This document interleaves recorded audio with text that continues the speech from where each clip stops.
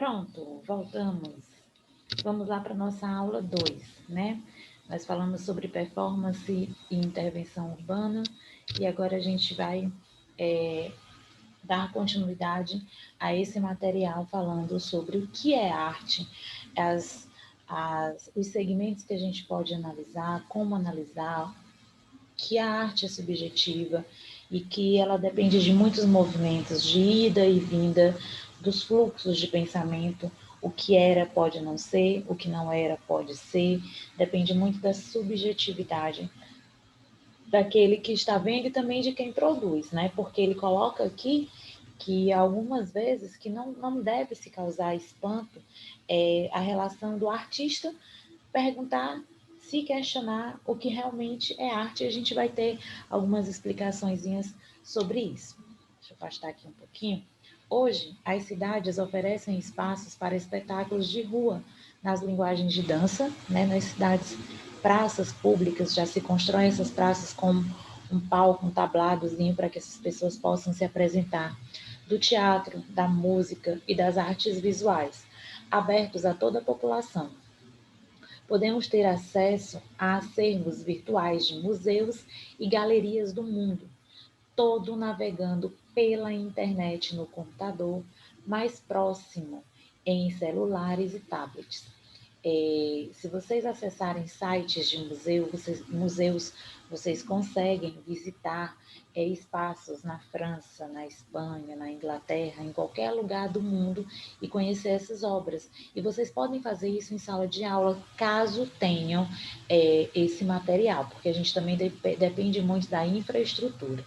O que eu quero dizer? Aqui são exemplos de visitações, né? De se ter acesso a variados tipos de cultura, a variados tipos de artes, se eu tiver a questão da estrutura física no meu ambiente, porque não adianta a gente planejar, organizar uma aula dinamizada quando a gente não tem o material, né? Porque a gente sabe da realidade de todos os espaços de ensino. Alguns têm mais uma infraestrutura melhor, que tem uma internet que funciona, que os alunos podem acessar um computador da escola, porque alguns nem têm acesso a esse material. Tudo vai depender também do nosso, de como a gente tem uma estrutura a nosso favor ou não, tá? Há muitos espaços da arte dentro e fora de instituições culturais.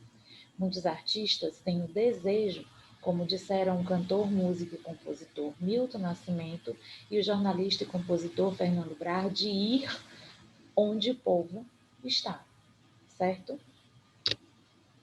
Na arte contemporânea, quando a gente fala de contemporaneidade, né, a gente está falando dos dias atuais, de como elas chegam até a gente nos dias de hoje. Muitas linguagens inovam na forma de criar, como também na maneira de encontrar o público, como é o caso das intervenções urbanas. Na intervenção urbana, Transit, e aqui eu vou começar a mostrar para vocês algumas imagens, né? A partir das escolas, das demonstrações de arte, eu vou trazer imagens para mostrar mais ou menos para vocês o que a gente está querendo explicar. Na intervenção urbana Transit, que significa trânsito, de 2001, a artista gaúcha Regina Silveira fez surgir moscas luminosas sobre prédios, muros e transeuntes da cidade de São Paulo. Em meio às luzes dos edifícios e luminosos que contagiam a metrópole à noite. A artista relata, ao falar dessa obra, que sentiu como se pudesse desenhar sobre a epiderme da cidade. A mosca pousa nos objetos, né? Nas pessoas, nas coisas. E aí ela teve mais ou menos essa ideia de uma moscas gigantes, sobrevoando a cidade de São Paulo. Então ele fala da epiderme da cidade. E aqui eu trouxe uma imagem para vocês, Transit da Regina Silveira, da gaúcha Regina Silveira. E aqui ó, a gente pode observar que tem as moscas enormes, né? Como é que eu diria? Projetadas entre os edifícios, ó, entre os prédios. Aqui ela faz essa imagem toda projetada na cidade inteira, né, num espaço da cidade inteira, e mostra as pessoas de fora das suas casas, das ruas, as pessoas conseguem ver. Então, aqui é uma arte que vai envolver várias tecnologias diferenciadas. Tudo bem? Deixa eu apagar.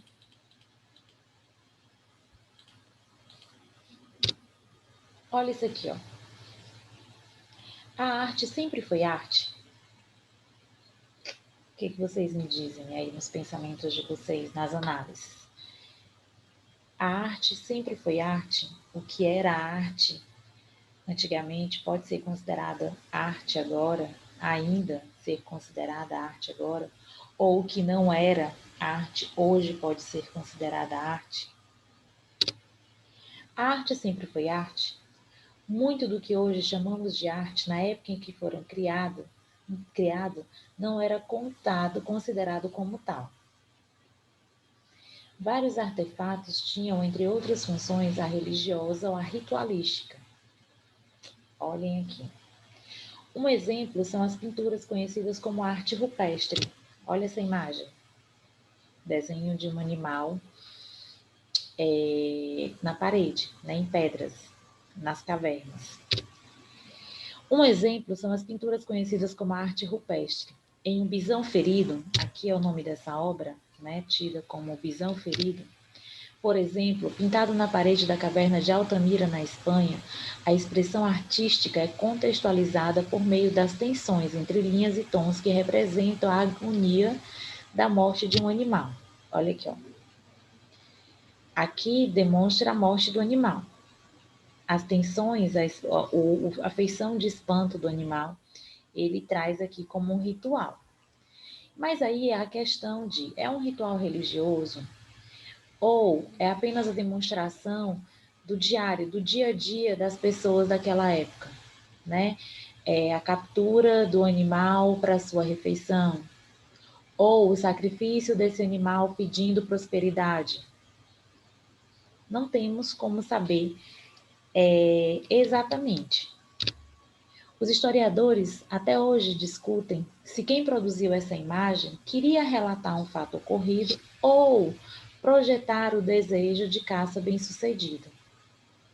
Não há como ter certeza, mas pela análise da pintura podemos imaginar como era a vida daquelas pessoas em um mundo extremamente hostil, no qual obter sucesso em uma caçada era uma questão de vida ou morte também para o caçador, né? Precisava de alimento e aí o alimento para sobreviver e na busca desse alimento eu poderia morrer também. O que hoje é considerado como arte, para as pessoas da época podia ser uma atividade mágica, por meio da qual seria possível capturar a alma do animal e assim dominá-lo no momento da caça, ritualística, certo? Observe o busto da rainha Nefertiti. Olha aqui as feições, o busto dela, né?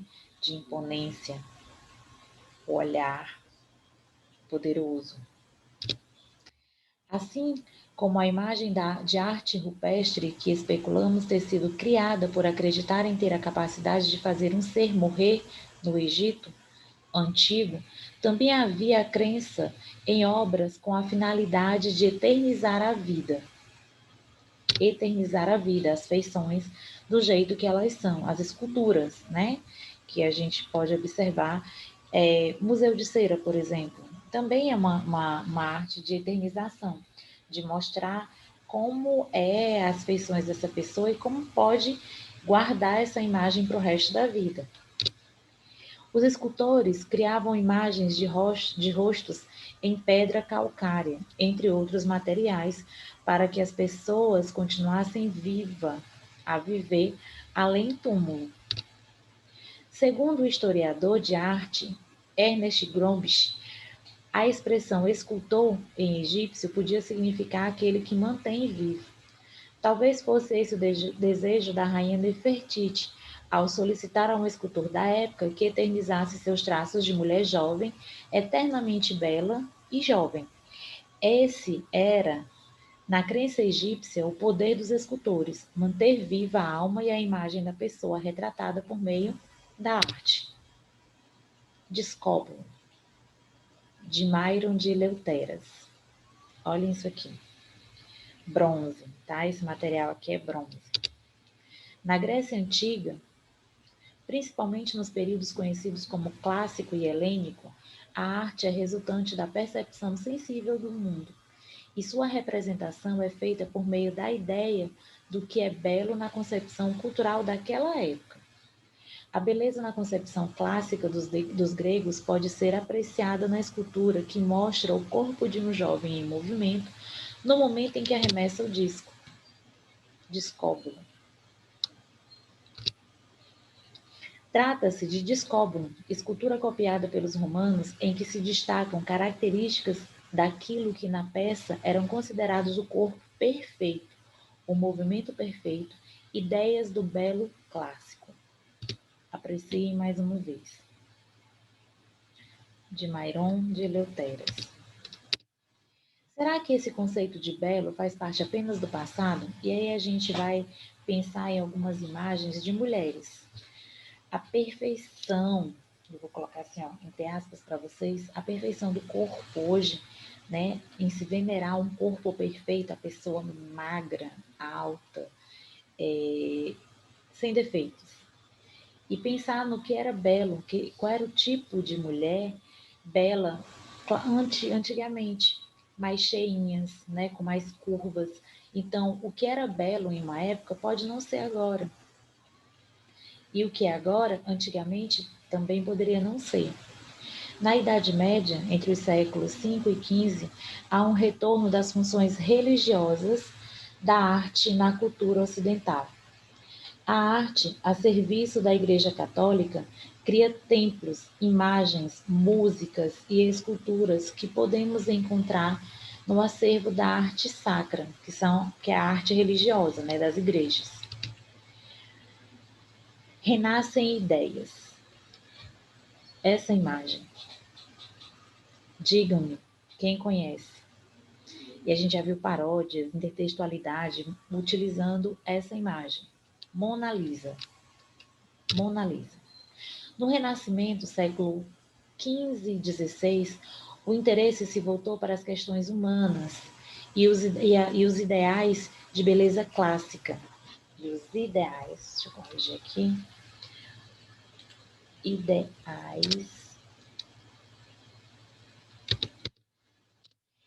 os ideais de beleza clássica, resgatando as técnicas artísticas gregas do passado. A função da arte assumiu diferentes caminhos. Os artistas buscavam representar a realidade com um olhar mais científico e relacionavam diferentes conhecimentos às linguagens artísticas em suas criações. O debate sobre a importância da arte na sociedade ganhou força e status. Vários nomes ficaram conhecidos como grandes mestres da arte renascentista, como o italiano Leonardo da Vinci, que pintou um dos quadros mais conhecidos do mundo, a obra Mona Lisa, essa daqui. Da Vinci ainda se destacou como escultor, cientista, matemático, inventor, anatomista, arquiteto, botânico, poeta e músico também. Olha todas as vertentes de arte. Nos séculos seguintes, outras correntes artísticas surgiram na cultura ocidental para criar tensões entre tradições e rupturas estéticas, o que provocou mais debates a respeito do que é arte. A cultura está sempre em movimento, e no fluxo da história, as concepções de beleza e sentido da arte foram se transformando de acordo com as abordagens estilísticas, que são as escolas, né? As abordagens estilísticas também a gente vai chamar de escolas. Começando pelo neoclassicismo. Neo, novo, clássico, novo clássico, movimento cultural do século XVIII e a parte do século XIX, que defendia a retomada da arte antiga, clássica, especialmente a greco-romana, considerada modelo de equilíbrio, clareza e proporção. Neste período, os artistas se preocupavam em escolher grandes temas para criar obras que exaltavam o heroísmo e os valores morais, a exemplo do francês Jacques-Louis David, que escolheu apresentar em suas obras tema como o Juramento dos Horácios. em que 3 irmãos juram lutar pela República Romana. Olha aqui, ó, uma imagem que representa o neoclassicismo, o juramento dos Horácios. Tá aqui, ó. 3 irmãos juram lutar pela República Romana. Tá aqui a imagem. Olha a riqueza de detalhes, o clássico, todo organizadinho, todo bonitinho. Certo? Roma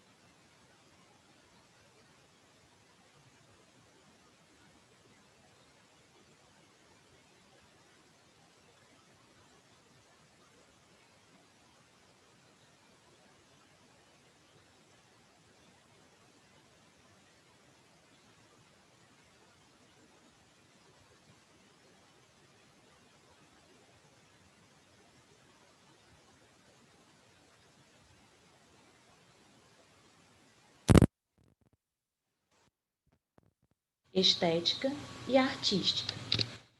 Então, de tudo que a gente viu aqui, o que isso significa? Se a arte está perto, tudo pode ser arte? Vocês vão responder e enviar para o e-mail. Até quando? Até sexta-feira. Vou colocar isso explicadinho para vocês no grupo. O que significa? Se a arte está perto, tudo pode ser considerado arte? Levem em consideração essa imagem também, além das abordagens estilísticas, né, dos modelos que eu fui mostrando para vocês, de tudo que vocês veem no dia a dia. Tudo pode ser considerado arte? Obrigada, a gente se encontra na terceira aula, tá certo?